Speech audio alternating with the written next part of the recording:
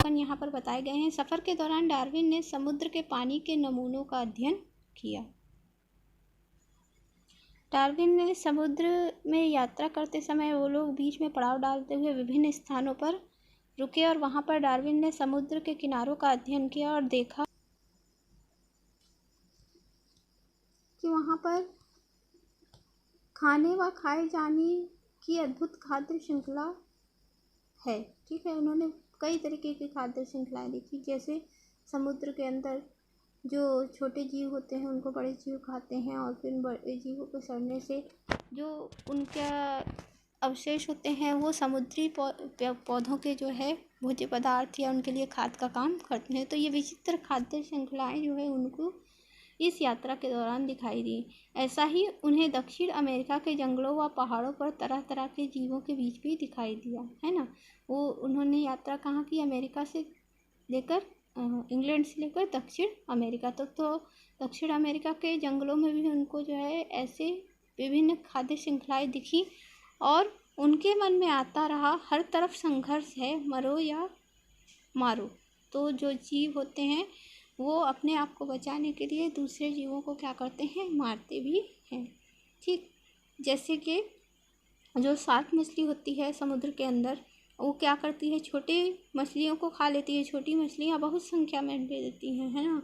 कई समुद्री मछलियाँ ऐसी होती हैं जो एक बार में हज़ारों की संख्या में अंडे देती हैं और उनसे उनकी बहुत सारी संतानों की उत्पत्ति हो जाती है। लेकिन वह सभी संतानें सारी की सारी मछलियाँ जीवित नहीं रह पाती है। कारण ये है कि जो बड़ी मछलियाँ होती हैं समुद्र के अंदर वो उनका भक्षण कर लेती हैं और वो भक्षण करने के पीछे कारण यह है कि वो भोजन के बिना जीवित नहीं रह सकती बड़ी मछली। तो वो भारी मात्रा में छोटी मछलियों का भक्षण करके और अपने लिए भोजन की पूर्ति करती है। जो बच सकता है वही बच रहा है। अब सारी छोटी मछलियों को बड़ी मछली खा जाती है ऐसा भी नहीं है, वहाँ पर कुछ छोटी मछलियाँ क्या हो जाती हैं, वो बच भी जाती हैं। तो जो बच जाती हैं वह छोटी मछलियों का जो वंश है उसको आगे बढ़ाती रहती है। मतलब समुद्र में दोनों प्रकार के छोटे जीव भी और बड़े जीव भी क्या होते हैं, अपनी अपनी जातियों को जाति की जनसंख्या को नियंत्रित करके रखते हैं और अपनी अपनी जातियों को बचाने का प्रयास करते हैं। ठीक है ना। तो जो बच रही है छोटी मछलियाँ, उनको उनके अंदर कुछ ऐसे विशेष गुण पाए जा रहे हैं जिसके कारण वो अपने को बचाने में सक्षम है। मतलब वो क्या कर सकती है, हो सकता है कि वो अन्य मछलियों से तीव्रता से तैर सकती हो, यह भी एक गुण है। इसके कारण वो क्या कर रहा है, अपने आप को बचाने में सक्षम हो रहा है। शायद भौगोलिक जरूरत के अनुसार जो ढल गया वही जीव बच जाता है ना। तो मतलब अगर कोई छोटी मछलियाँ ऐसे क्षेत्र में है जहाँ पर बहुत सारी शार्क उपस्थित है और वो बार बार छोटी मछलियों का भक्षण करती है, तो वहाँ कौन सी छोटी मछली बचेगी, जो तेजी से तैर सकेगी, है ना। तो ये भी गुण उनके अंदर जब विकसित होगा तभी वहाँ पर वह जीव क्या हो सकेगा, बच सकेगा। उन्होंने और अवलोकन किया कि उष्णकटिबंधीय जंगलों के कई विविध प्रकार के प्राणी और उनके आवास का अवलोकन डार्विन ने पहली बार किया था। उष्णकटिबंधीय वन मतलब ऐसे वन जहाँ पर सूर्य का प्रकाश क्या होता है, सीधे पड़ता है। तो वहाँ के जंगलों का भी उन्होंने अध्ययन किया और वहाँ पर जो जैव विविधता पाई जाती है उसके बारे में भी उन्होंने देखा।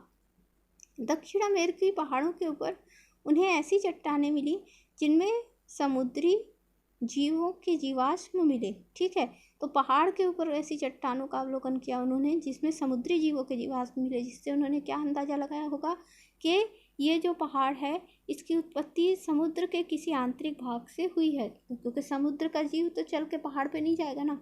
तो जो पहाड़ है उसकी उत्पत्ति किसी ऐसे स्थान से हुई है जो समुद्र से ही उभर कर बाहर आया है। मतलब जो भूगर्भ है उसमें आंतरिक हलचलें होती रहती हैं और उससे नए भूभाग उत्पन्न होते रहते हैं और जो पुराने भूभाग हैं वो समुद्र के अंदर भी जाते हैं। ठीक है, साथ ही उन्हें एक ऐसे भूकंप, जो इस यात्रा के दौरान क्या हुआ, एक भूकंप का भी उन्होंने अनुभव किया। जो उस भूकंप के दौरान जो है समुद्र की लहरें 3 मीटर तक ऊंची हो गई थी, जिसकी वजह से समुद्र की सतह की ऊंचाई 3 मीटर हो गई थी।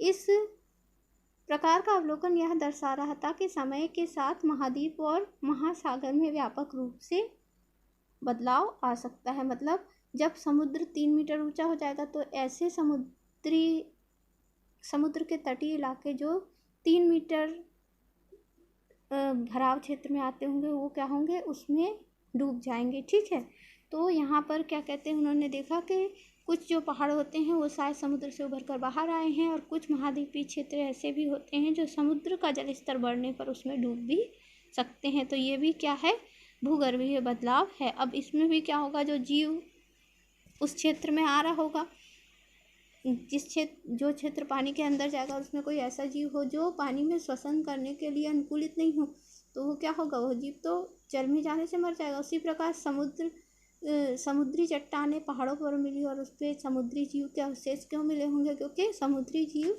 बाह्य वातावरण में श्वसन लेने के लिए अनुकूलित नहीं थे। ठीक है, इसलिए वो क्या हो गए, मर गए, है ना। रेतीले समुद्री किनारों के स्थान पर ऊंची चट्टानों से घिरे समुद्री किनारों के अवलोकन से डार्विन ने यह अनुमान लगाया कि निरंतर चलने वाली प्रक्रियाओं से भी पृथ्वी की सतह पर परिवर्तन आ सकता है। विशालकाय विलुप्त स्तनधारी सरीसृपों इत्यादि के जीवाश्मों से उन्हें पता चला कि पूर्व के जीवों और वर्तमान के जीवों में भिन्नताओं के साथ साथ समानताएं भी हैं। उन्होंने क्या देखा कि सभी जीव में सिर्फ भिन्नताएं नहीं पाई जाती हैं, कुछ समानताएं भी पाई जाती हैं। ठीक है, अर्थात पृथ्वी की सतह पर परिवर्तन के साथ साथ जीवों में भी परिवर्तन आया होगा। यहाँ पर देखिए एक बॉक्स के अंदर क्या लिखा है।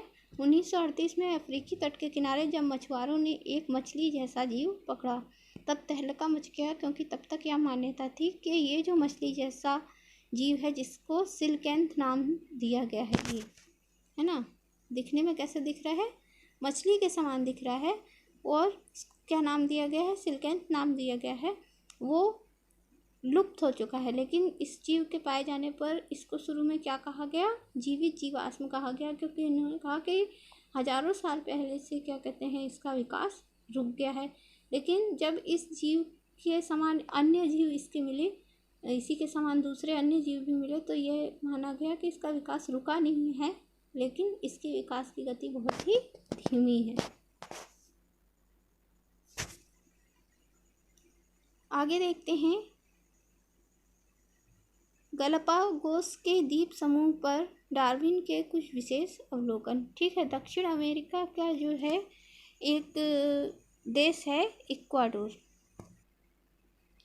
साउथ अमेरिका में यानी दक्षिण अमेरिका में एक देश है, वहाँ पर गलापागोस नामक एक द्वीप समूह है, जहाँ पर ज्वालामुखी से उत्पन्न बहुत सारे छोटे छोटे द्वीप जो है उपस्थित है। जैसे भारत में क्या है, कौन सा द्वीप समूह उपस्थित है, अंडमान निकोबार, वो कई सारे छोटे छोटे द्वीपों का समूह है। तो यहाँ पर गलापागोस में भी बहुत सारे छोटे छोटे द्वीपों का समूह है, जो कि दक्षिण अमेरिका के इक्वाडोर नामक देश में स्थित है। दक्षिण अमेरिका के इक्वाडोर नामक देश के पास स्थित गलापागोस टापुओं पर जब बीगल पहुंचा तो डार्विन को व्यापक अध्ययन करने का मौका मिला। यहाँ पर उन लोगों ने क्या किया, लंबा समय बिताया, तो उनको बहुत सारे अध्ययन करने का वहाँ पर मौका मिला। टापुओं के इस समूह में कई छोटे बड़े टापू हैं जो ज्वालामुखी के लावा से बने हैं।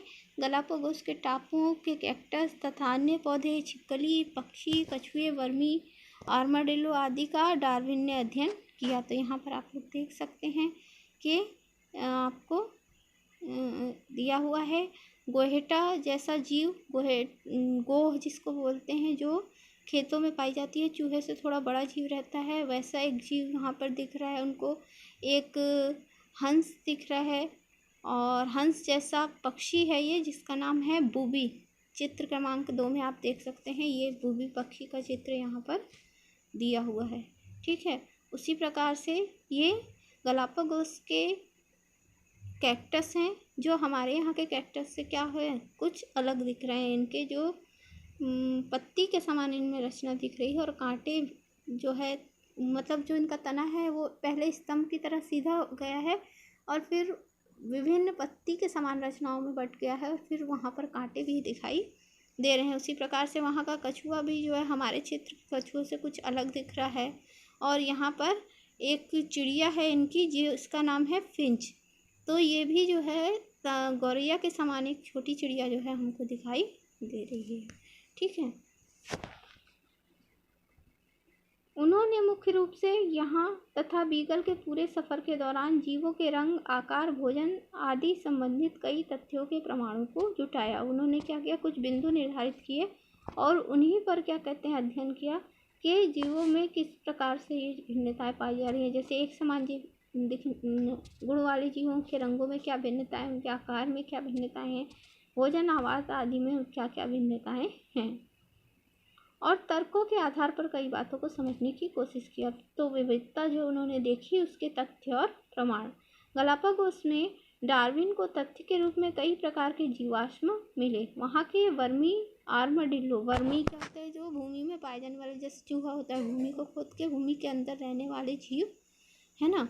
तो यहाँ पर देखिए वर्तमान के जो वर्मी हैं वो ऐसे चूहा छोटे आकार के होते हैं, जबकि गलापागोस में उनको जो वर्मी आर्मडिल्लो जिसको नाम दिया गया बड़े आकार का जो वर्मी था, वो वर्तमान के चूहे से क्या था, एकदम भिन्न था। उसके पैर देखिए कितने मोटे मोटे थे। चूहे के पैर कैसे होते, थोड़े पतले होते हैं, और उसकी पूंछ भी जो है जैसे डायनासोर की मोटी सी पूंछ आपने पिछले चित्रों में देखी थी, वैसे ही यहाँ पर भी इसकी पूंछ भी कुछ मोटी थी और इसका चेहरा भी ज़्यादा उभरा हुआ था।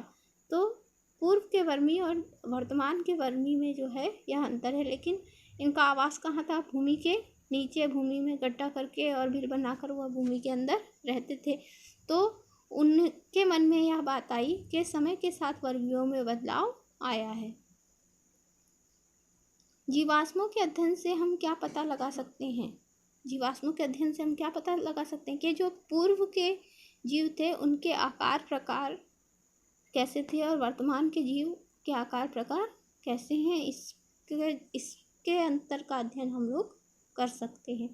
डार्विन ने कई अन्य जीवों के जीवाश्म जैसे घोंघे, सरीसृपों, स्तनधारियों के अध्ययन से बताया कि जीवाश्म पूर्व तथा वर्तमान में पाए जाने वाले जीवों के आपसी संबंध के साथ साथ वर्तमान में पाए जाने वाले जीवों के आपसी संबंध दर्शाने वाली महत्वपूर्ण कड़ी है। ठीक है ना। जीवाश्म क्या करता है, यह बताता है कि किसी जीव का विकास किस प्रकार हुआ है या उसके पूर्वज किस प्रकार के रहे होंगे। ठीक है।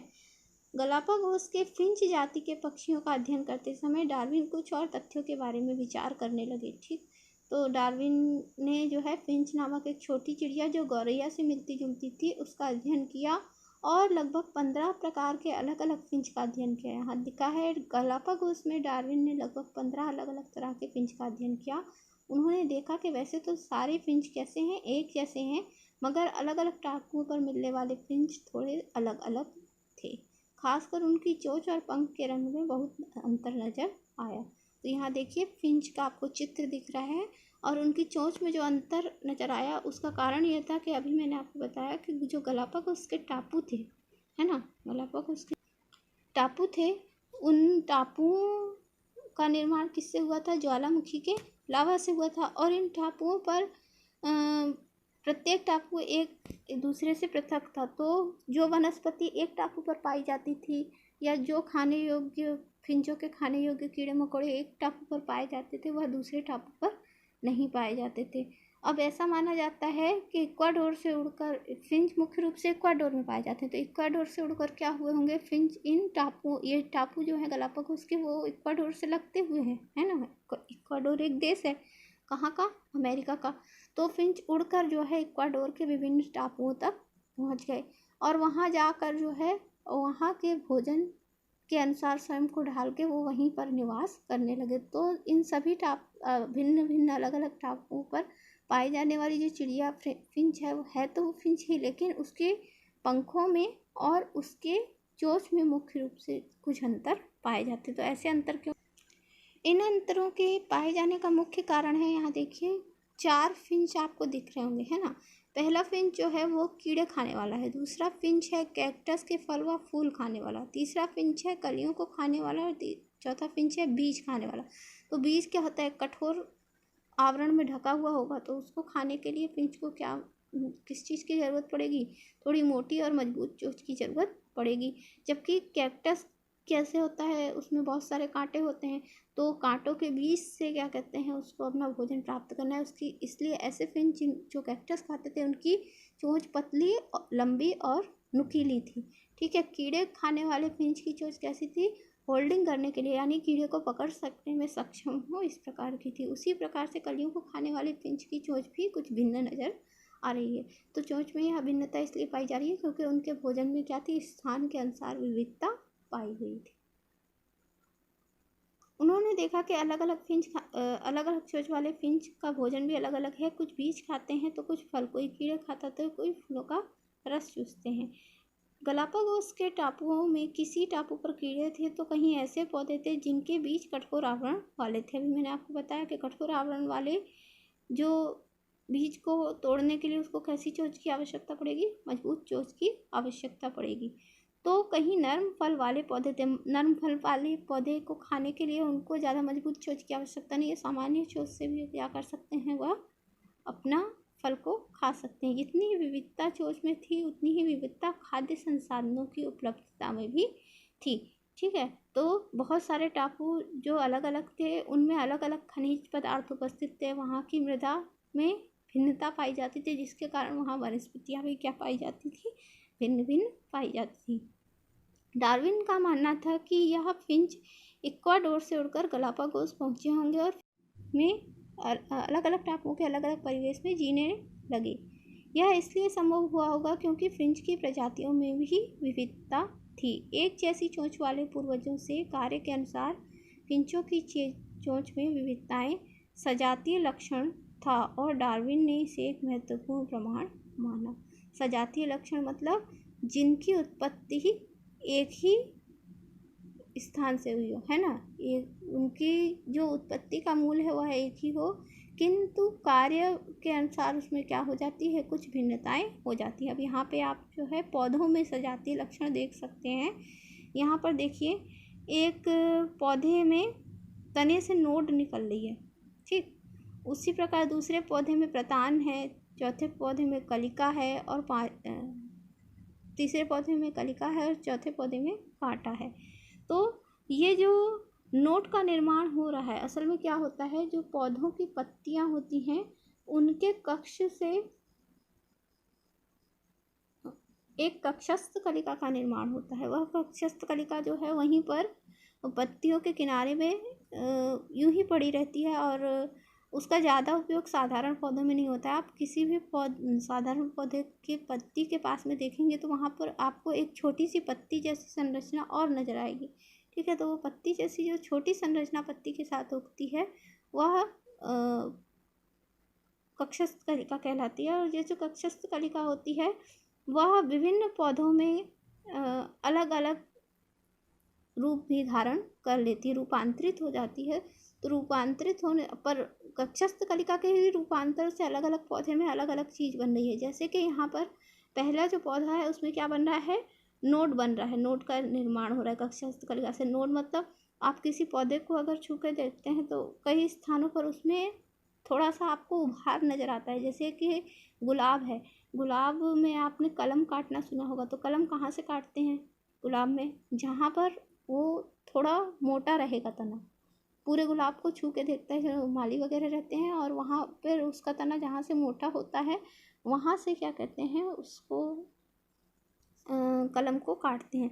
तो वही स्थान क्या है? उसका नोड है, ठीक। और वो नोड का निर्माण भी कहाँ से हो रहा है? कक्षस्थ कलिका से ही हो रहा है।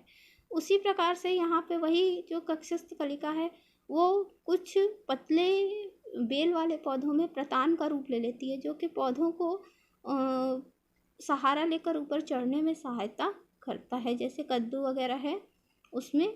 उसी प्रकार जो कुछ पौधे ऐसे होते हैं जिसमें यह कक्षस्थ कलिका किसका भाग है? तने का भाग है ना।